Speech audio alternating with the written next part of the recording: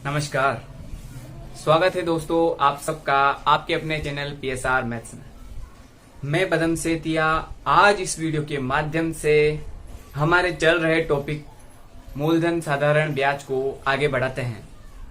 तो दोस्तों आज हम ऐसे 4 प्रकार के प्रश्नों को कवर करेंगे जो कंपटीशन एग्जाम में अक्सर आते हैं।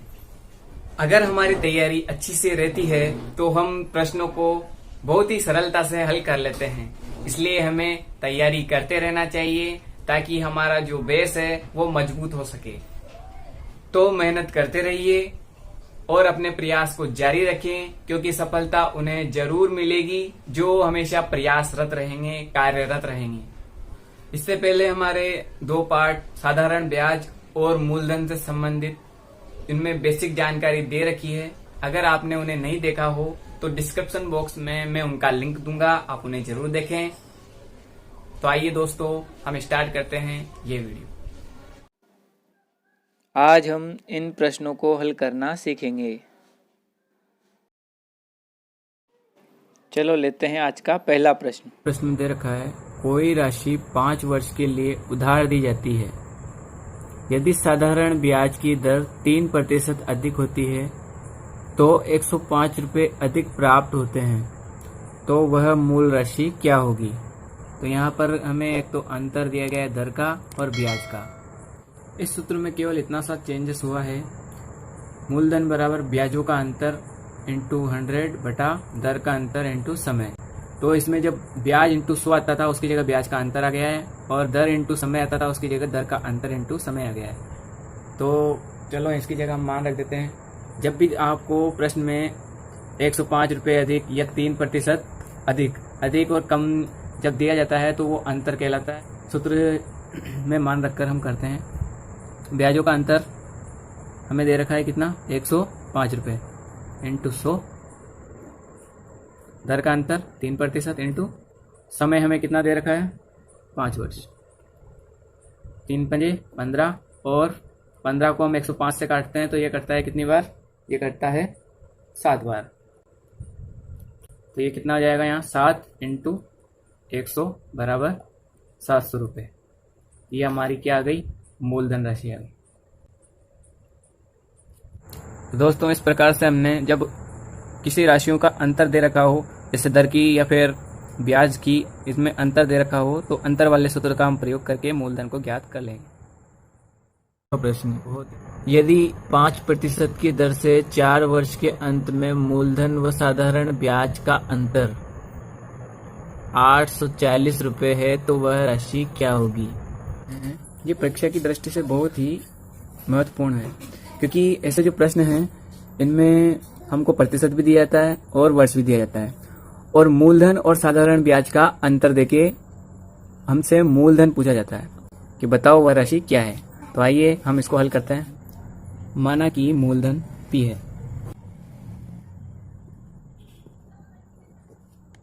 अब इसमें हम जो 4 वर्षों का साधारण ब्याज दे रखा है, सबसे पहले उसे ज्ञात कर लेते हैं।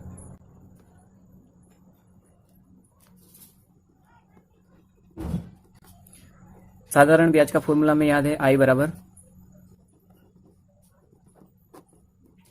मूलधन इंटू दर इंटू समय बटा 100।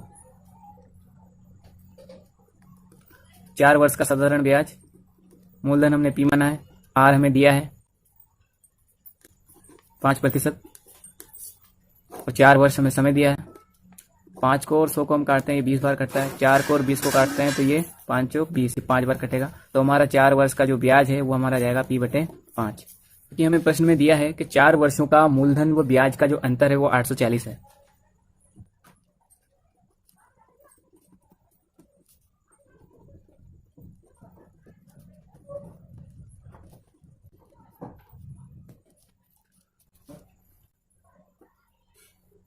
मूलधन माइनस ब्याज बराबर 840, और ये ब्याज कितने साल का रहेगा, 4 साल का। तो मूलधन हमने P माना था तो P माइनस P/5, क्योंकि जो ब्याज है 4 साल का वो P/5 हमने ऊपर निकाला है, मान रख देते हैं, बराबर 840 रुपये। अब हम इसको सरल करते हैं, 1 पंजे 5 तो 5p माइनस के p बटे 5 बराबर 840 रुपये। और इसको आगे हल करने पे हम पाते हैं कि 4p बटे 5 बराबर 840। और इस 4 से इस 840 को हम काट देते हैं, 2 चौक 8, 1 चौक 4 और 0, और ये 5 उधर जाके गुणा हो जाएगा। तो हमारा p बराबर आ जाएगा 210 इंटू के 5 बराबर 1050 रुपये, जो कि हमें क्या प्राप्त हुआ, मूलधन प्राप्त हुआ।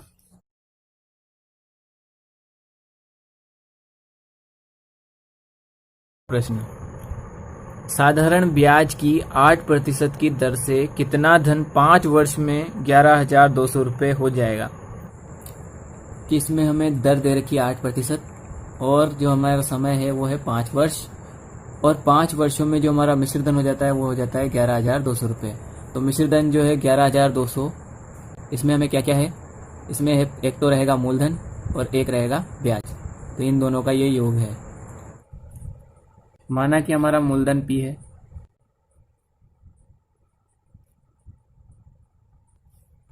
तो हमारा इंटरेस्ट हो जाएगा i बराबर, अब हमें रेट और टाइम दे रखा है तो हम रख देते हैं।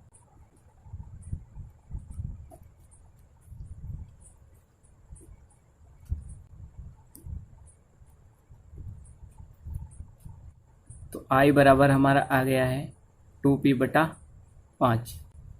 अब जो मिश्रधन हमें दिया गया है उस मिश्रधन का मान हमारा दे रखा है कितना, 11,200 रुपये। तो ये किस किस का मिलाप है, मूलधन का और ब्याज का। मूलधन हमने p माना था प्लस, और i का मान हम यहाँ से रख देते हैं, मतलब कि ब्याज का मान 2p बटा 5। इसको हम सरल कर लेते हैं, 5p प्लस 2p बटा 5, इसके बराबर में 11,200 चल रहा है, तो 7p बटे 5 बराबर 11,200। ये 5 इधर जाके गुणा हो जाएगा, तो 7p बराबर 11,200 इंटू 5। 7 से 112 को काटते हैं, 1 7 7, यहाँ बचेंगे 4, 7 छंग 42, और ये 2 जीरो ऐसे कैसे आ जाएंगे। तो यहाँ बच जाएगा p बराबर 1600 इंटू 5, 516 80, तो हमारा आ जाएगा 8,000 रुपये का मूलधन। तो हमारा मूलधन इस प्रकार कितना आ गया, 8,000 रुपये आ गया। प्रोसेस को हम समझ लेते हैं। सबसे पहले हमने क्या किया, जो हमें 11,200 रुपये दे रखा था वो मूलधन और ब्याज था, तो हमने सबसे पहले मूलधन p माना और इंटरेस्ट निकाला। जो इंटरेस्ट निकाल कर हमने क्या किया, फिर जो अमाउंट दे रखा था उसमें मान रख दिया, उसमें मूलधन p और इंटरेस्ट का मान दिया। उसके बाद हमने इसे हल किया, हल करने के बाद हमने बराबर में 11,200 रुपये रखे, और फिर इसको सरल करने के बाद हमारा मूलधन कितना, 8,000 रुपये हमें प्राप्त हुआ। प्रश्न, किसी राशि पर 6% वार्षिक दर से 3 वर्षों और 4 वर्षों में प्राप्त साधारण ब्याजों का अंतर 150 रुपये हो तो वह राशि क्या है। हम 7वें प्रश्न को हल करते हैं। इसमें भी बिल्कुल 5वें प्रश्न की तरह अंतर दे रखा है, वर्षों में प्राप्त होता है, तो साधारण ब्याज का अंतर कितना, 150 रुपये दे रखा है। तो हम इसमें एक तो समय का अंतर है और एक ब्याज का, तो हम इसको अब हल करते हैं। सबसे पहले हम सूत्र लगाएंगे। दोस्तों हमें दिया है कि जो समय, पहला समय है 3 वर्ष और दूसरा समय 4 वर्ष, और इन दोनों के जो ब्याज का अंतर है वो 150 रुपये हमें दे रखा है। तो जो हम मूलधन का जो फॉर्मूला लगाते हैं उसमें और इसमें केवल इतना सा अंतर है कि i की जगह i2 माइनस i1, t की जगह t2 माइनस t1 हो जाएगा, मतलब समय का और ब्याज का फॉर्मूला थोड़ा सा चेंजेस हो जाएगा। तो हम रख देते हैं इसमें मान, ब्याज हमें 150 रुपये दे रखा है और इंटू 100, समय का जो अंतर है वो लगभग 1 हो जाएगा, क्योंकि हम 4 में से 3 घटाएंगे तो 1 आएगा। इसके बाद इंटू 6%, तो 6 कर देंगे। इसको 3 के पहाड़ से काटते हैं, 5 3 15, 2 3 6, 2 को और 50 को काटते हैं तो ये 25 बार कटेगा। यहाँ बच जाएगा 25 इंटू 100, तो हमारा उत्तर आ जाएगा मूलधन का 2500 मूलधन प्राप्त हुआ।